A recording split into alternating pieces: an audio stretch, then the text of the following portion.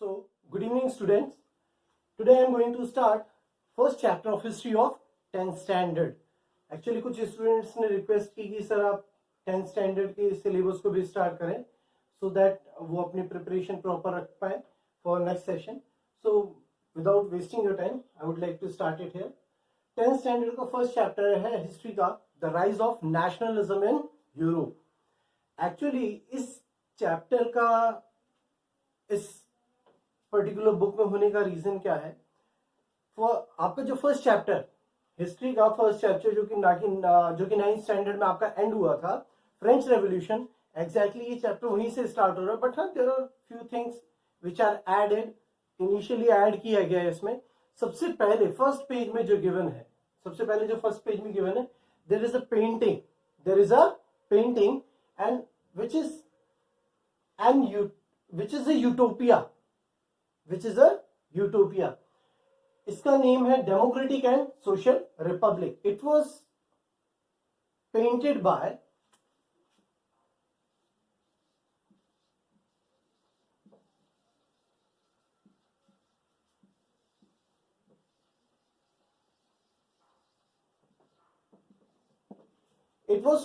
Bye Frederic Sorrieu in year 1848. See, इस year को आपको बहुत अच्छे से याद कर लेना है. 1848 again and again in this chapter आपको 1848 ईयर देखने को मिलेगा. फर्स्ट ऑफ ऑल, अब जैसा कि मेरे स्टूडेंट सभी जानते हैं, जो भी बुक में दिया है you are able to study it on your own. हाँ, थोड़ी एक्सप्लेनेशन की रिक्वायरमेंट है, बट मैं कुछ आपको डिफरेंट दूं एंड कुछ इन डेप्थ बातें बताऊं. तो फॉर दैट रीजन अब इसके लिए मैं आपको बताता हूं. Frederic Sorrieu, he born in 1807 and he died in 1887. So he born in 1807 and he died in 1887. He was a paint maker,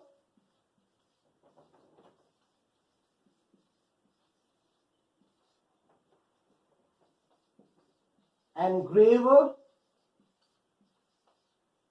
as well as draughtsman.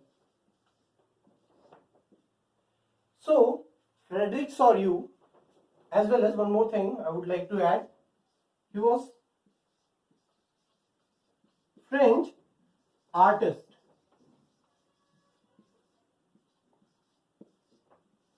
He was a French artist. He born in 1807. He died in 1887. He was a paint maker, engraver and draughtsman. See, देखिए आपको बहुत सारी चीजें हैं जो inter relate करके पढ़नी होंगी. And from the first chapter again मेरा एम्फोसिस इसी चीज पे है कि from the very first chapter आपको जो चीज पढ़नी है वो सिर्फ उस चैप्टर से रिलेट करके नहीं पढ़नी. एंटायर सोशल स्टडी को एक सिंगल चंक मान के चलो, एक सिंगल पैक है ये, जो आपको कंक्लूड करने में हेल्प करेगा at the end of the session. क्यों? ये चीजें engraver and paint maker and draughtsman in chapter 7 print culture and modern world, उसमें भी पढ़नी है आपको बहुत सारी चीजें इससे रिलेटेड. सो पेंट मेकर जो पेंटिंग्स बनाया करते थे, बेसिकली पेंट मेकर वो लोग होते हैं जो पेंटिंग्स को रेप्लिकेट करते हैं. Replication of paintings. आप इंडिया में पेंटिंग्स जो रेप्लिकेट हुई थी print culture and modern world, उसमें राजा रवि वर्मा का नाम सुनेंगे आप. जब number of printing presses India में आ गए, तब वो इन पेंटिंग्स को, जो वो पेंटिंग मतलब यू कैन से ड्रॉ किया करते थे, उन पेंटिंग्स को वो रेप्लिकेट कर पाए एंड सर्कुलेट कर पाए मास सर्कुलेशन के लिए. So second one, engraver, engraving. आपने कई बार देखा, आपके जैसे कि हमारे घर में डोर्स होते हैं, तो जिनके वुडन डोर्स हैं, वुडन डोर्स को चिसल एंड हैमर से कुरेदा जाता है और उसमें डिजाइन्स लाए जाते हैं. इनको एनग्रेवर्स कहते हैं. चाहे वो वुड पे एनग्रेविंग करें, चाहे वो स्टोन पे एनग्रेविंग करें या किसी और मटेरियल पे. ड्रॉट्समैन, ड्राइंग, जो पर्सन ड्राइंग करता हो उसको ड्रॉट्समैन कहते हैं. तो मैंने पहले बता दिया था आपको. I tell you something extra, कुछ एडिशन. अब democratic and social republics, actually ये डेमोक्रेटिक एंड सोशल रिपब्लिक्स, यहां पे प्लूरैलिटी आ रही है, लेकिन ये प्लूरैलिटी क्यों आ रही है?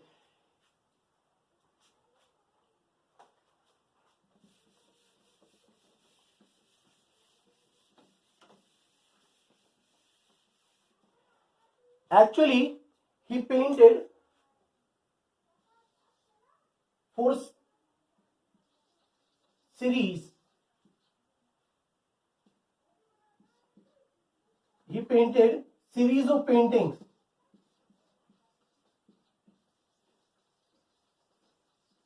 Series of paintings and कितनी सीरीज थी सर? 4. एक्चुअली ये सीरीज ऑफ 4 पेंटिंग्स थी जिन्होंने इन्होंने ये 4 पेंटिंग्स बनाई थी. एक्चुअली उस टाइम पे France as well as Europe, particularly ये फ्रेंच आर्टिस्ट थे तो ये फ्रेंच चीजों को ही डिस्कस करेंगे. तो उस टाइम पे जो यूरोप में चल रहा था, पर्टिकुलरली फ्रांस में जो चल रहा था, उसको इन्होंने अपनी इमेजेस, अपनी पेंटिंग्स के थ्रू इन्होंने डेपिक्ट किया. सो यहाँ पे series of paintings and these all paintings were लिथोग्राफ्स.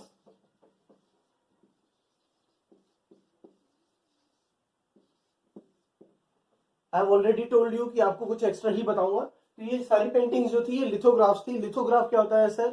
Actually you have heard about limestone.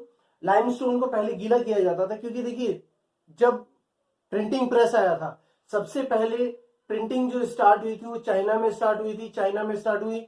जो बिगिनिंग में, at the beginning you can से, जो सबसे पहली प्रिंटिंग टेक्निक थी which was it was would block printing technique. Would block printing technique फिर China से Japan, Japan से कोरिया एंड देन फिर यूरोप. और यूरोप ले जाने वाले यहां से मार्को पोलो थे. वो 7th चैप्टर में जब आएगा आपका 7th chapter print culture and modern world, we will discuss that. But आपको जस्ट लिंक कर पाए चीजों को. तो उस टाइम पे प्रिंटिंग टेक्निक काफी कॉस्टली हुआ करती थी. वुड ब्लॉक प्रिंटिंग टेक्निक काफी स्लो थी. इसकी जगह पे एक जर्मन मर्चेंट के बेटे थे, योहान गटेनबर्ग. आपकी बुक में JOHANN है. जोहान आप लोग पढ़ेंगे but it is not like that. इसकी प्रोनाउंसिएशन योहान गटेनबर्ग है. सो योहान गटेनबर्ग जो कि स्ट्रासबर्ग जर्मनी के थे, इन्होंने first printing mechanical printing press जो कि मैनुअली ड्रिवन थी, मैकेनिकल प्रिंटिंग प्रेस जो कि मैनुअली ड्रिवन थी वो बनाई. लेकिन ये कॉस्टली थी. तो लोग क्या क्या करते थे उस टाइम पे, eight that point of time, limestone को गीला करना, एक फ्रेम में लाना एंड उसके बाद उसमें कोई भी पॉइंटेड चीज लेके उससे जो भी पेंटिंग या जो कुछ भी आपको प्रिंट करना है वो उससे ड्रॉ कर लिया करते थे. That was lithograph. So this was lithographic image. मतलब these images were lithographic images जो कि इन्होंने ड्रॉ की थी at that point of time. Is that clear? इन्होंने वाटर कलर का ही यूज किया था. देखिए मैं काफी डीप जाके बता रहा हूं. So live it. चलिए आगे चलते हैं, चैप्टर पे आ जाते हैं तो ज्यादा बेटर रहेगा.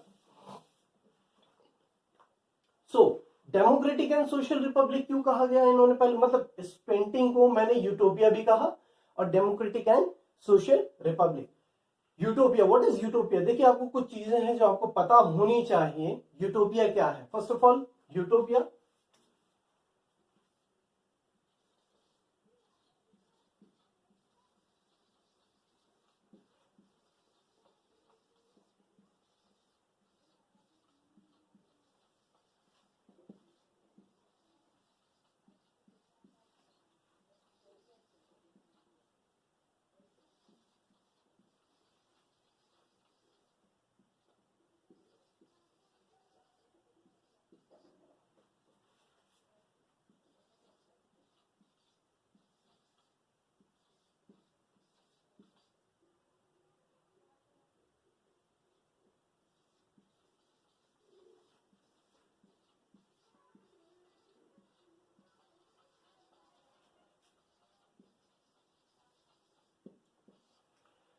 So, utopia.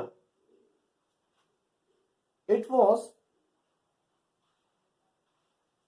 a utopia. ये एक यूटोपिया थी. अब यूटोपिया क्या होता है? An imaginary society which is so ideal that it can't exist in real world. एक इमेजिनरी सोसाइटी, इमेजिनरी. देखिए इस पेंटिंग को इनका ड्रीम वर्ल्ड कहा गया. किसका ड्रीम वर्ल्ड कहा गया? फ्रेडरिक सॉल्यू. इनकी ये इमेजिनेशन थी. इसमें अगर आप देखें इस पेंटिंग की एक्सप्लेनेशन अभी मैं आपको बताऊंगा पूरी. तो अगर आप इस पेंटिंग को देखते हैं, इस पेंटिंग में देखिए there is a long queue. एक बहुत लंबी लाइन है, क्यू.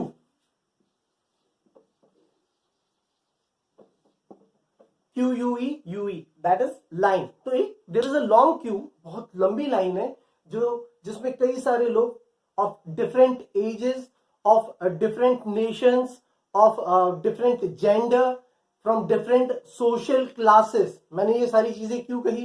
एक्चुअली आप उनकी ड्रेसेस से देख सकते हैं, मेन एंड वुमेन डिफरेंट, मतलब उनकी जेंडर को देख सकते हैं, ड्रेसेस से पता चलता है मैन है या वुमेन है। एज वेल एज उनकी ड्रेस से ये भी पता चलता है कि वो किस सोशल स्टेटस को बिलोंग करते हैं। एज वेल एज उनके हाथों में फ्लैग्स हैं, फ्लैग्स रिप्रेजेंट करते हैं वो किन नेशंस के हैं। एज वेल एज आप उनकी हाइट के अकॉर्डिंग और उनकी बॉडी के स्ट्रक्चर के अकॉर्डिंग देख सकते हैं they are of different ages. तो ये बहुत लंबी लाइन चली आ रही है।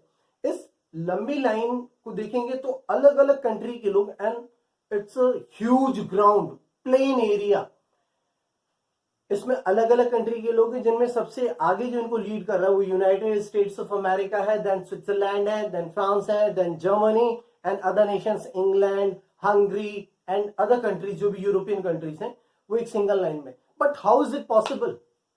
Think about it. देखिए यूटोपिया क्यों कहा गया? एक इतनी आइडियल आदर्श, आदर्श क्या होता है? एक एक्टर कैसा हो? अमिताभ बच्चन जैसा हो। एक क्रिकेटर कैसा हो? विराट कोहली या सचिन तेंदुलकर जैसा हो। एक फुटबॉलर कैसा हो? लियोनेल या लायनल मेसी जैसा हो या रोनाल्डो जैसा हो। तो किसी भी चीज को परफेक्ट होना, दैट इज आइडियल। तो क्या ये पॉसिबल था कि इतनी डिफरेंट डिफरेंट नेशंस के लोग एक पर्टिकुलर प्लेस पे गैदर हो पाए? ये तो पहले एट्रीब्यूट बताया मैंने। एट्रीब्यूट एक यू कैन से इसका एक खास गुण इस पेंटिंग का, एक फीचर इस पेंटिंग का, दैट इज द एट्रीब्यूट। तो ये तो एक सिंगल एट्रीब्यूट है। सेकेंड थिंग, जब ये क्यू मूव कर रहा है, इस क्यू के लेफ्ट हैंड साइड में देखिए आप, लेफ्ट हैंड साइड में क्यू के आप बुक रख के देखिएगा, that would be much better. अगर आप बुक रख के वीडियो को देखेंगे, that would be much better to understand this particular painting, आपको ज्यादा बेटर समझ में आएगा। तो लेफ्ट हैंड साइड में देखिएगा, इस पेंटिंग के लेफ्ट हैंड साइड में जहां से ये मतलब ये क्यू जा रहा है, उसके लेफ्ट हैंड साइड में क्यू यानी कि दैट लाइन जो train of people you can से, उसके लेफ्ट साइड में देखें, remains,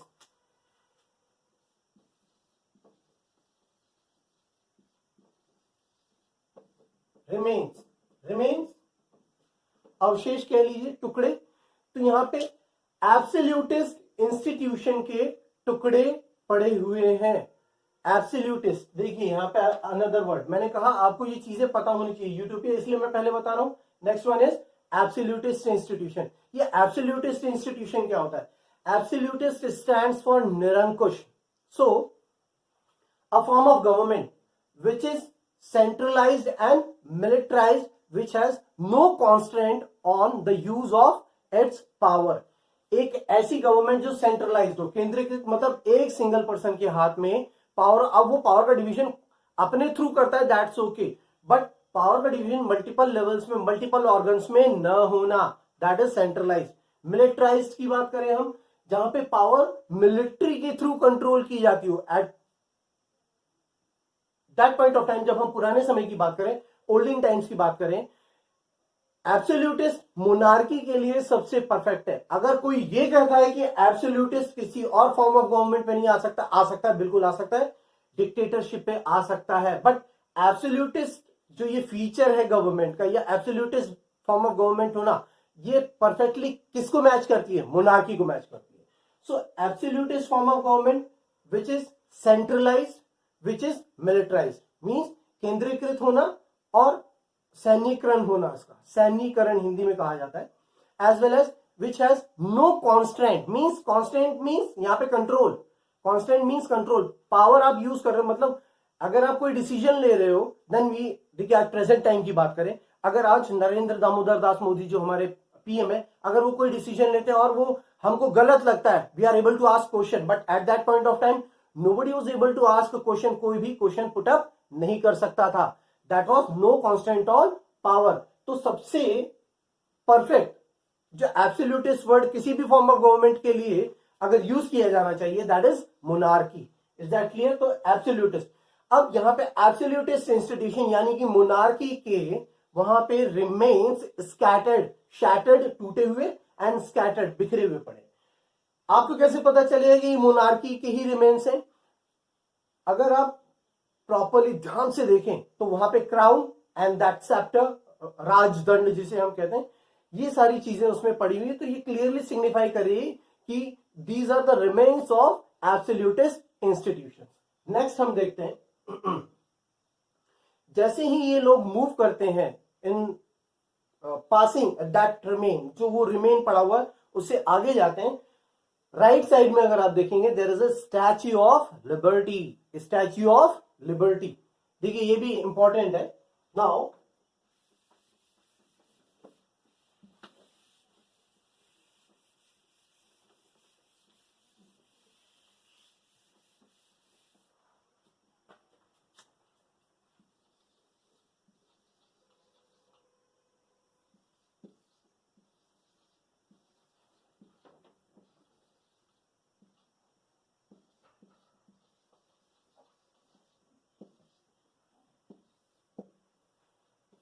so there is a statue of liberty, जहां पे लोग उस स्टैच्यू ऑफ लिबर्टी को होमेज, दैट इज रिस्पेक्ट, उनको you can say reverence, they are providing reverence, homage to that Statue of Liberty. अब ये जो स्टैच्यू ऑफ लिबर्टी है इसके दो एट्रीब्यूट्स हैं।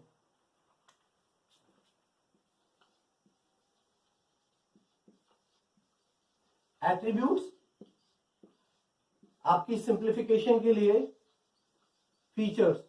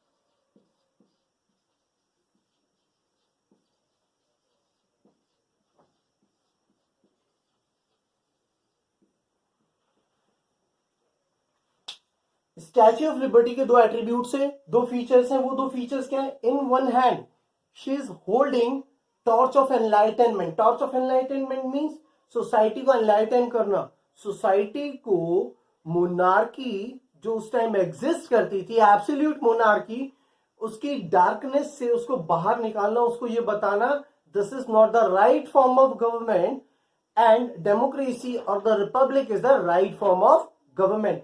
तो जो डार्कनेस थी just because of monarchy as well as just because of church, उसको हटाना, लोगों को एनलाइटन करना, एक्चुअली एक सिंबॉलिक इमेज है। मैं ये भी बताऊंगा क्यों क्या कैसे।